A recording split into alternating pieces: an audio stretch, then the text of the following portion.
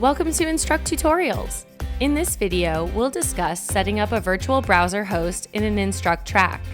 The virtual browser allows you to add any web-based or SaaS product directly to your Instruqt content.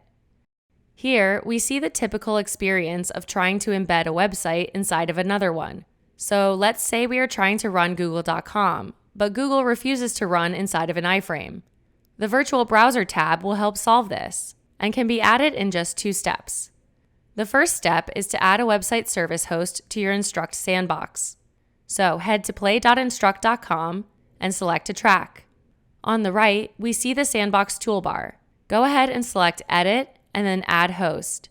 Select Website Service, and let's add in the name of the website we want to use, as well as the URL for that website. Now select Save Host, and we see our new host has been added. The next step is to reference the browser within a challenge. So select Back to Track.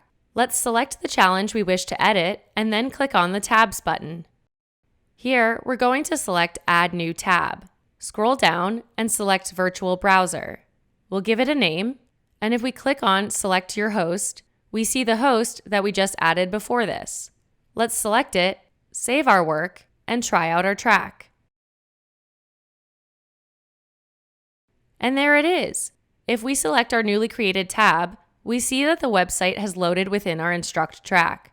For more information about the virtual browser feature, head to our documentation page.